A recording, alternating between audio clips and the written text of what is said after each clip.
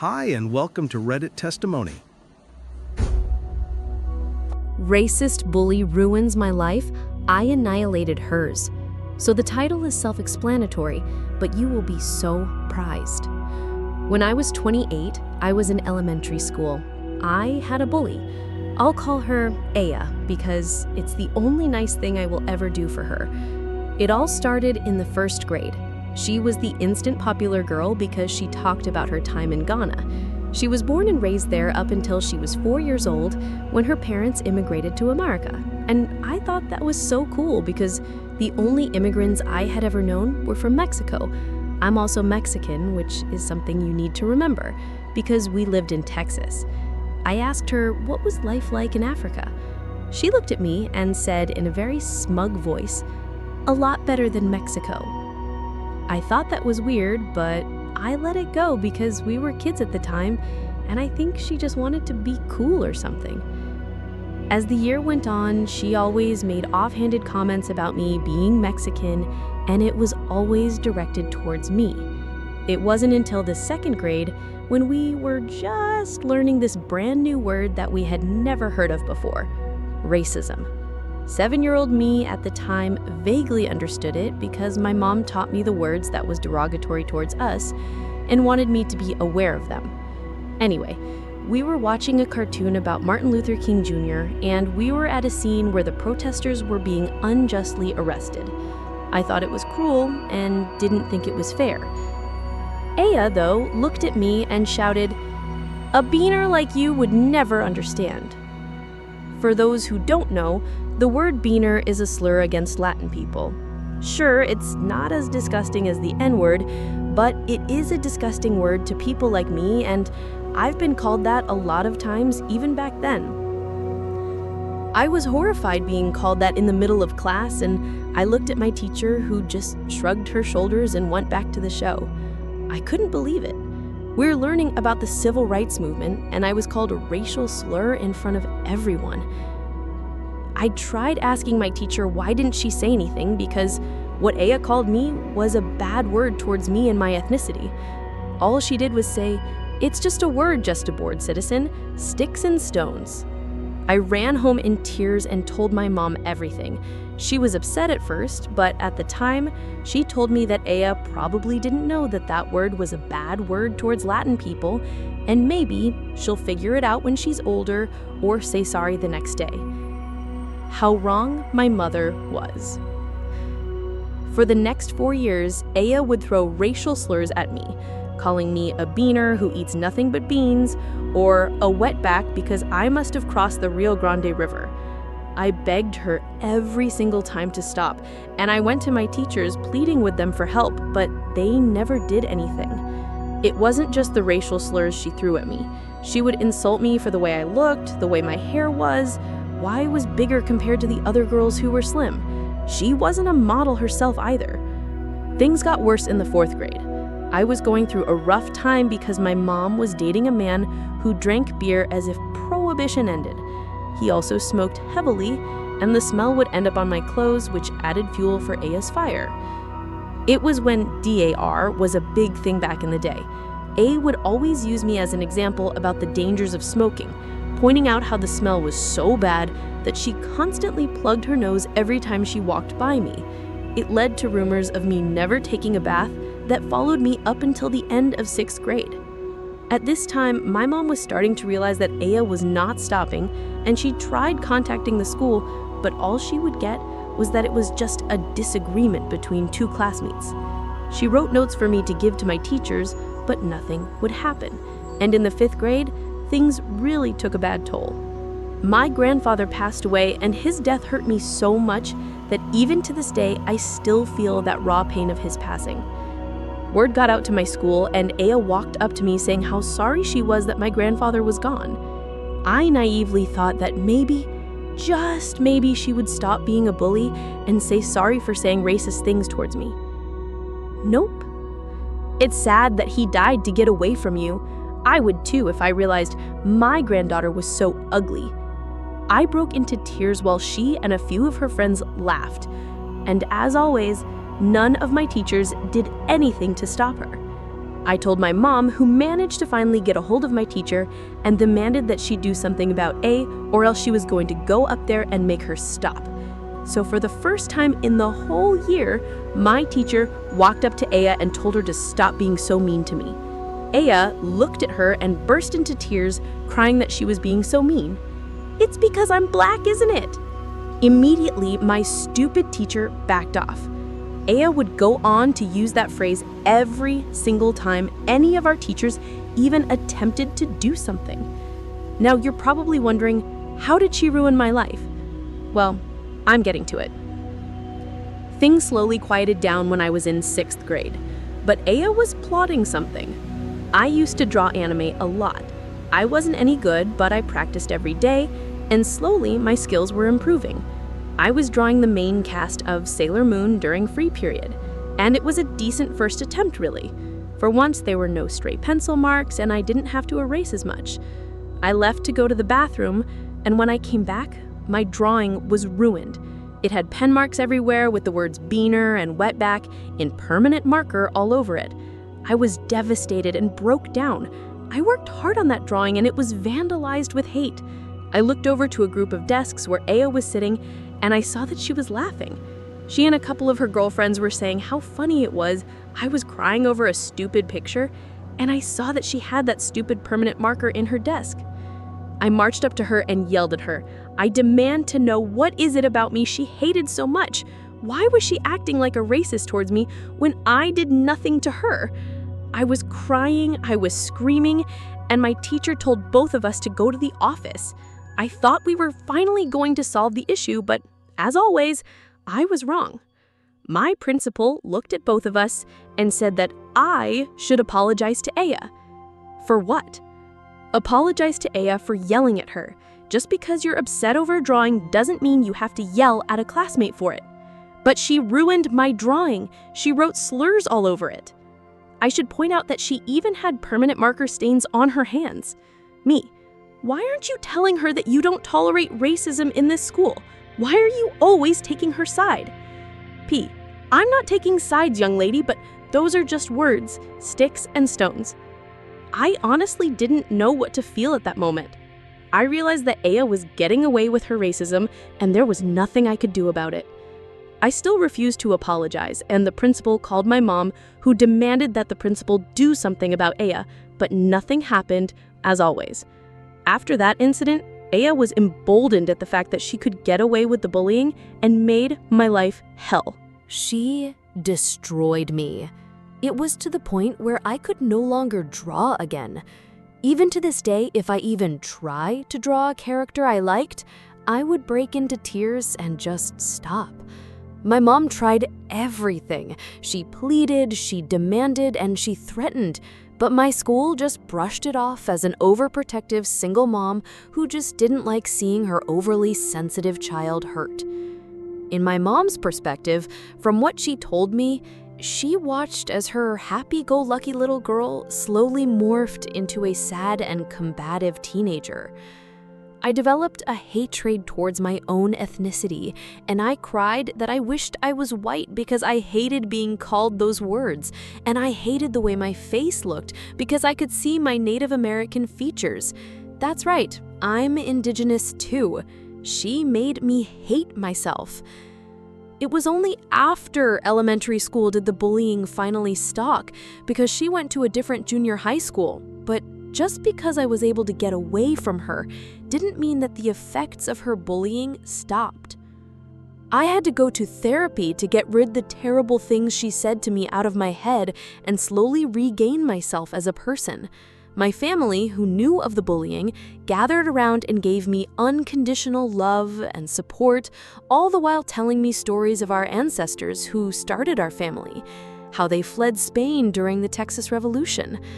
I even went to the tribe I was descended from to help gain a better understanding of my indigenous roots, and they helped me immensely as well.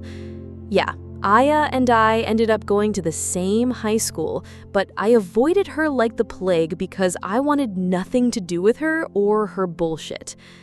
Aya was a model student, and during Black History Month, we used to have an assembly where we talked about the great Black figures in history.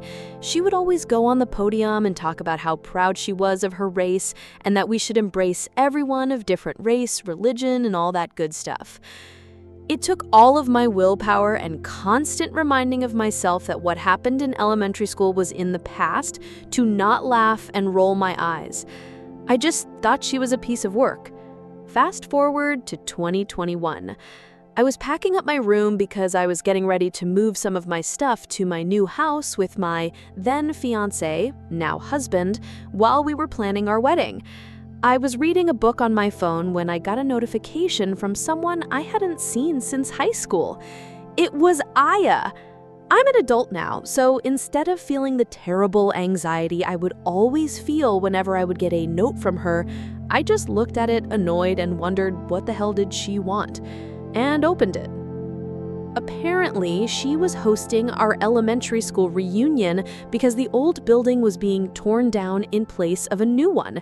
She was inviting everyone who went to school there so we can say goodbye to the old girl. Honestly, I didn't want to go because that school has done nothing but bring me grief and anger. Just driving by it over the years would make my heart pound uncomfortably. I wanted to decline, but I thought to myself, that stupid school will be destroyed. Why not spit on it or something? And then something sparked in my head.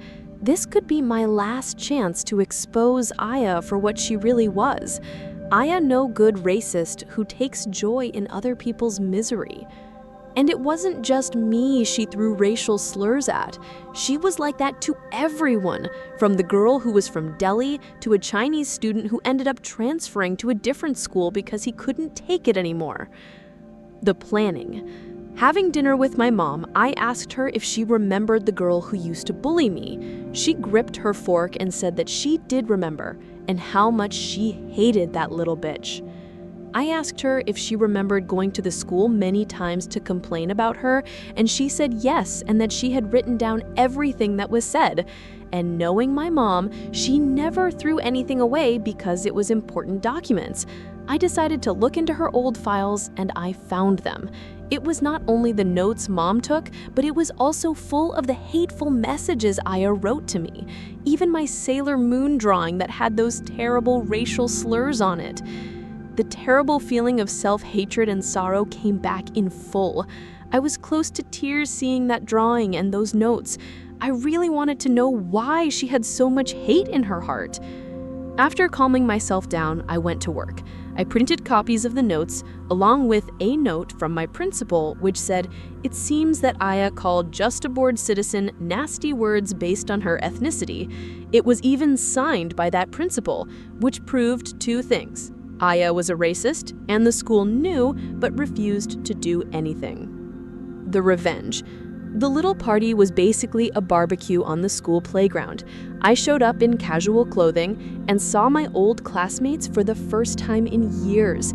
To say the least, I was the only one who still looked fresh-faced and not worn down by parenthood. I did catch up to a few of them. Most of them were actually Aya's victims, but unlike me, they ignored her when she would bully them. Looking around, I actually saw some known members of our local equal rights group. I assumed she invited them because Aya made a name for herself over the years since graduation. It almost made me feel sorry for what I was going to do. And when I mean almost, I mean never. The little barbecue went by smoothly, and Aya was talking about the beautiful memories she had at our old school, and that she was so thankful that they welcomed her with open arms because she was an immigrant from a faraway country and was worried of not being able to belong.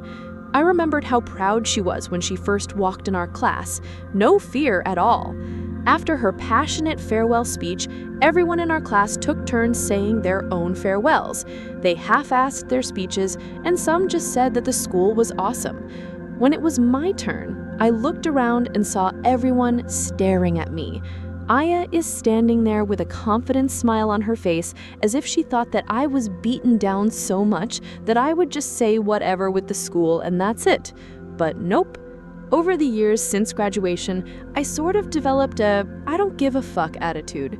I say what I say, and I will do a microphone drop if I have to.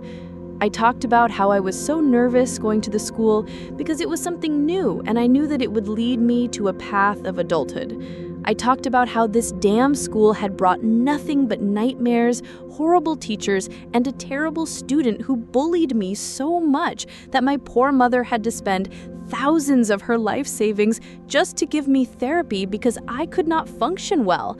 I then looked at Aya and said that she was a prime example of the American dream, an immigrant who worked tirelessly to make it in this complicated country. I then said, in the same smug tone of voice she had 20 years ago, They were angry with her and demanded to know where did she get this attitude, because from when I found out, her father works in a business that required them to travel to and from Ghana, and he worked with many interesting people. On top of that, my former principal apparently lost a special award she got for her contributions to our school district when the superintendent happened to get an envelope containing my mother's notes, and he was just as livid. I got an apology from the school district along with other victims of Asaya. They accepted that just to get it over with, but I politely refused, saying that it was too little, too late.